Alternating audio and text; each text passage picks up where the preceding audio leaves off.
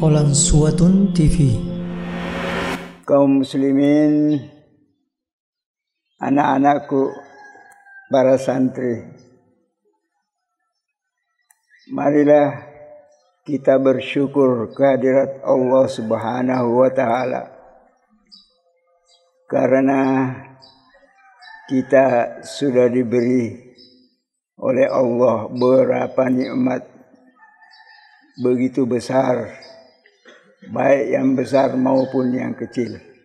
Sekian banyak nikmat telah kita nikmati sejak lahir, sejak dari kandungan ibu sampai sekarang. Alhamdulillah, semua itu kita syukuri. Coba Bapak bayangkan, itu udara yang kita isap setiap hari itu 180 meter kubik setiap hari. Jadi 1 bulan sudah berapa? Kalau kita macam umur saya sudah 79 tahun, sudah berapa?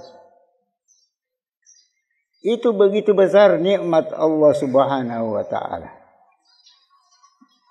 Harga tidak dibayar. Kalau kita mau bayar di rumah sakit itu 25.000 1 meter kubik. Ini 180 kubik setiap hari. Tidak ada yang dibayar. Oleh karena itu, begitu banyak nikmat Allah Subhanahu wa Ta'ala yang perlu kita syukuri. Maka kita harus banyak-banyak bersyukur kepada Allah Subhanahu wa Ta'ala. Allah berfirman, la in syakartum la azidannakum wa la in kafartum inna azabi lasyadid. Sungguh kalau kamu mensyukuri nikmatku, akan saya tambah. Tetapi kalau kau tidak mengakui nikmatku, maka ingatlah bahwa siksaanku sangat pedih. Kaum muslimin yang berbahagia, di seluruh dunia hari ini semua mengucap Allahu Akbar, Allahu Akbar, la ilaha illallah, wallahu akbar, Allahu akbar, walillahil hamd. Seluruh umat muslim membesarkan nama Allah. Allah itu sangat besar, sangat agung. Semuanya ini kecil. Tidak ada yang besar. Segala persoalan yang kita anggap besar, oleh kita punya Allah lebih besar yang bisa menyelesaikan segala macam persoalan. Oleh karena itu, kita harus kembali kepada Allah Subhanahu wa Ta'ala. Maka bertepatan pada hari ini 10 Zulhijjah adalah Allah mengharapkan dari kita untuk berkorban. Inna a'tainakal kautsar wa sholli li rabbika wanhar. Sungguh telah banyak nikmat Allah yang kita rasakan selama hidup. Sebagaimana tadi saya katakan, mulai dari perut ibu sampai sekarang, kita rasakan nikmat Allah Subhanahu wa Ta'ala. Maka pada hari ini Allah Subhanahu wa Ta'ala hanya memerintahkan 2 macam. Wa sholli li rabbika, kita sudah sholat. Hendaknya sholat kita tidak ada yang kita tinggalkan. Setiap hari mengingat nikmat Allah juga setiap hari, setiap saat. Fasholli li rabbika, kita disuruh sholat. Sempajangi nak narek rafi uttunah. Berjamaah di masjid bagi laki-laki. Yang kedua, perintah Allah yang diminta adalah wanhar, berkorbanlah. Hari ini kita berkorban berupa kambing atau sapi. Sebab kita tidak bisa berkorban unta karena kita hidup di Indonesia. Jadi pengorbanan sebenarnya menurut agama kita itu sangat luas. Sangat luas. Hari ini hanya Allah menggambarkan pengorbanan berupa binatang. Tetapi sebenarnya kita disuruh berkorban apa saja untuk agama Allah Subhanahu wa taala. Kalau kita baca sejarah, kita lihat sejarah. Nabi Ibrahim mengorbankan anaknya. Coba lihat, apa yang lebih berharga daripada anak? Tapi itu dikorbankan oleh Nabi Ibrahim. Karena ketaatannya Nabi Ibrahim mengorbankan anaknya, maka Allah menggantikan Nabi Ibrahim seekor domba, seekor kambing kalau kita. Itu karena ketaatan. Begitulah kita disuruh berkorban. Berkorban apa saja? Ada berkorban harta, berkorban ilmu, berkorban waktu, berkorban jabatan, dan berkorban apa saja. Mau lihat korban jabatan? Lihat Ashabul Kahfi. Ashabul Kahfi 7 orang menteri di zamannya. Tapi karena para menteri banrayanya disuruh sujud kepada raja, maka menteri ini menolak, tidak mau sujud. Korbankan jabatannya, dia pergi mengumbara, mencari tempat perlindungan demi untuk agama Allah Subhanahu wa taala. Itu pengorbanan jabatan, pengorbanan harta, pengorbanan ilmu dan lain sebagainya. Itu jauh lebih banyak. Pengorbanan itu ada 2 macam. Pengorbanan karena Allah, itulah yang diterima oleh Allah. Pengorbanan yang tidak karena Allah, itu yang ditolak, tidak diterima oleh Allah Subhanahu wa taala. Itu dicontohkan di dalam Al-Quran, disebutkan watlu alaihim naba bnai Adam. Wahai Muhammad, beritahu mereka, bacakan mereka berita tentang 2 anak Adam. Iz qarraba qurbanan. Kedua anak Adam itu berkorban. Fatukubbila, satu diterima korbannya. Yang satu bagaimana? Yang satu tidak diterima korbannya. Maka dia bilang, laktulannaka. Dia mau bunuh saudaranya. Dia mau bunuh saudaranya yang diterima korbannya. Karena dia tidak diterima korbannya. Maka saudaranya menjawab, innama yatakabbalullahu al-muttaqin. Karena ingatlah bahwa pengorbanan yang diterima adalah pengorbanan dari orang-orang bertakwa.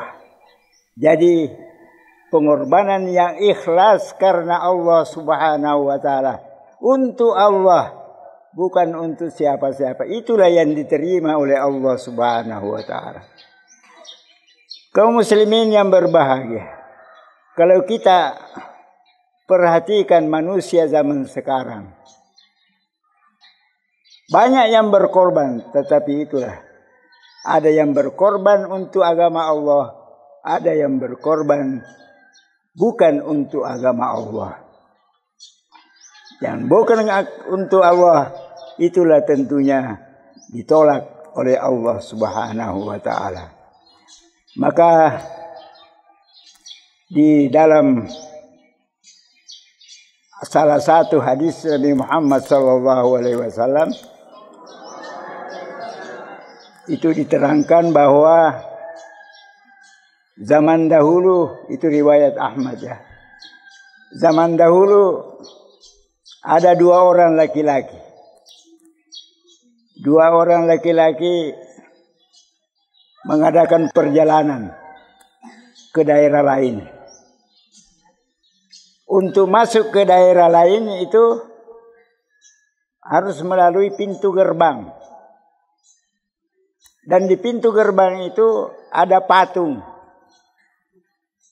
Semua yang lewat harus berkorban untuk patung. Maka yang laki-laki yang satu berkatakan, saya tidak punya apa-apa untuk saya korbankan. Maka penjaga patung hanya mengatakan, kalau begitu cukup berkorbanlah, cukup kalau ada lalat, tangkap lalat yang ada di situ baru berkorban. Papadogen macera, cera posibo bae, cera pongajue, cera batue dan lain sebagainya. Ya itu disuruh berkorban macera lalu minacerela, karena tidak punya apa-apa. Jadi lalat saja. Maka setelah berkorban dengan lalat, selamatlah dia di dunia, lewat, tidak diapa-apakan. Tetapi yang satu, kata penjaga, berkorban. Kata, apa yang saya bisa korbankan? Tidak ada. Berkorbanlah meskipun hanya seekor lalat seperti saudaramu tadi. Apa jawabannya? Saya tidak berkorban selain kepada Allah Subhanahu wa taala. Biar lalat, saya tidak akan berkorban selain kepada Allah Subhanahu wa taala. Kepada patung itu tidak saya berkorban. Karena dia menantang, maka dibunuh. Dibunuh oleh penjaga itu. Maka itulah kata Nabi, yang selamat dibiarkan pergi, itulah masuk neraka. Yang dibunuh, itulah yang masuk surga. Jadi kata, seorang masuk neraka karena lalat, seseorang masuk surga juga karena lalat. Inilah macam pengorbanan yang harus kita perhatikan. Bahwa kita berkorban bukan untuk yang lain-lain, tetapi karena Allah Subhanahu wa taala. La yanalallahu luhumaha, la yanalallahu luhumuha wala dima'uha. Allah tidak sampai kepada Allah dagingnya itu, dagingnya. Tetapi yang sampai kepada Allah apa? Takwa kita kepada Allah Subhanahu wa taala. Dagingnya, darahnya tidak akan sampai kepada Allah. Tetapi yang sampai adalah hati kita. Hati kita apakah ikhlas karena Allah? Ikhlas untuk Allah. maka itulah yang diterima oleh Allah Subhanahu wa taala. Kaum muslimin yang berbahagia. Oleh karena itu, marilah jangan kita nasangeta ka coy ikut-ikutan. Janganlah kita ikut-ikutan. Berkorban bukan ikut-ikutan. Kita hidup bukan ikut-ikutan. Tapi kita harus punya prinsip, yaitu semua hidup kita ini kita serahkan kepada Allah Subhanahu wa taala. Inna salati wa nusuki wa mahyaya lillahi rabbil alamin. Ibadahku, sembahyangku, salatku, hidupku, matiku, semua kepada Allah Subhanahu wa taala. Jadi janganlah kita terlalu takut corona, takut sakit, takut tidak makan, takut lapar, jangan.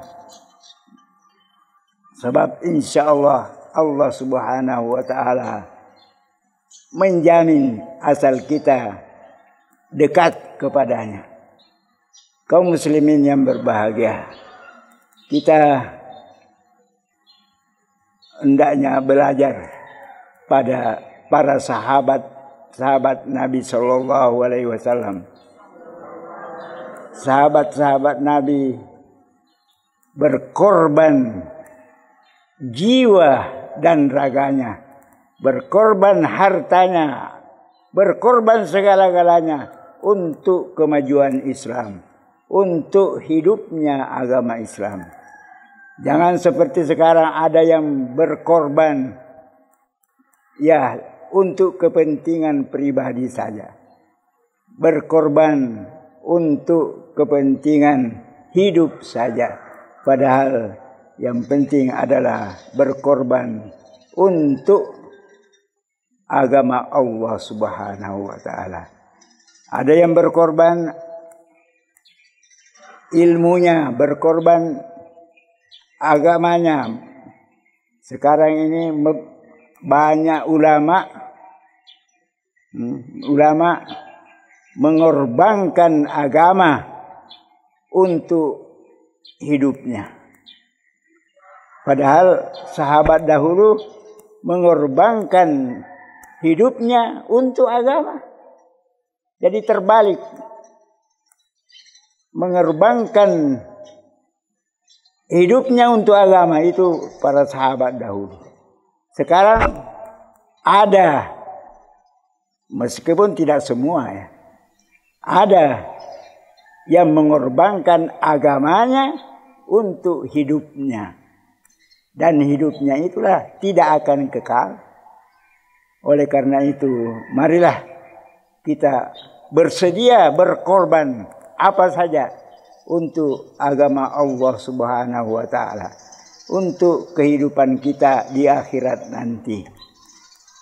Kaum muslimin yang berbahagia, untuk khutbah kita pada kali ini kita cukupkan sekian, dan marilah kita pindah kepada ibu-ibu. Ibu-ibu pengorbanannya lebih besar daripada laki-laki. Laki-laki bisa berkorban, tapi ibu tentu lebih besar pengorbanannya. Apa pengorbanannya ibu? Harus taat pada suami. Apa kata suami, itu yang didengar. Itu pengorbanan. Sebab itu namanya pengorbanan perasaan. Banyak-banyak orang sekarang perasaannya tidak bisa dia korbankan. Tidak bisa dia korbankan. Bagaimana mengorbankan perasaan? Kita di tempat ramai. Terus ada wanita yang mau berjabat tangan dengan kita. Kita terima jabatan tangannya dengan alasan kasihan. Nanti dia tersinggung apa. Itulah namanya tidak mau berkorban perasaan. Korbankanlah itu perasaan. Kasih tahu wanita. Bilang, Islam tidak membolehkan bersentuhan laki-laki dengan perempuan yang bukan mahramnya. Itu kan terjadi di zaman Nabi Muhammad SAW. Ketika kaum wanita membaiat Nabi, karena kaum wanita melihat laki-laki setelah membaiat berjabatan tangan dengan laki-laki, dengan Nabi. Maka kaum wanita setelah dibaiat mau juga begitu, mau berjabatan tangan dengan Nabi. Tapi apa kata Nabi? Inilah usafihun nisa. Saya tidak berjabatan tangan dengan wanita. Nah, ini namanya mengorbankan perasaan. Kalau kita, kasihan, tidak bisa.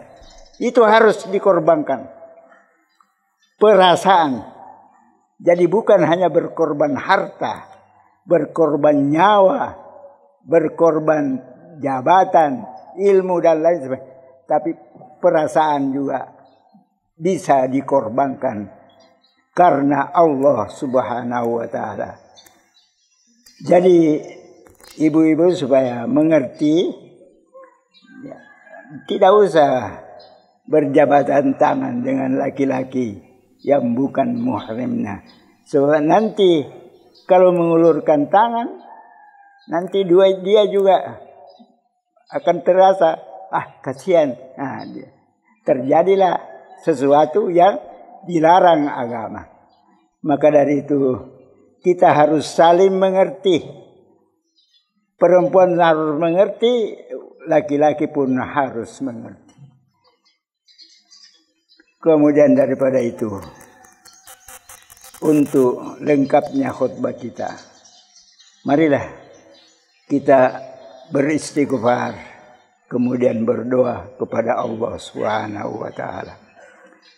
Allahumma ghfir lil muslimina wal muslimat wal mu'minina wal mu'minat al ahya'i minhum wal amwat innaka sami'un qaribun mujibud da'wat wa ya qadiyal hajat Rabbana la tu'akhidna in nasina aw akhtana Rabbana wa la tahmil alaina isran kama hamaltahu ala alladhina min qablina Rabbana wa la tuhammilna ma la taqata lana bih wa'fu anna waghfir lana warhamna anta maulana fansurna alal qaumil kafirin Allahumma ahlikil kafarata wal mubtadi'ata wal musyrikin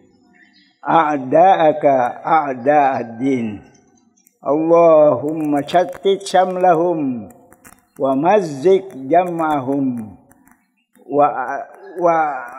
wa zalzil aqdamahum wa alqi fi qulubihimur ru'bah innaka ala kulli syai'in qadir Rabbana atina fid dunya hasanah wa fil akhirati hasanah wa qina azaban nar.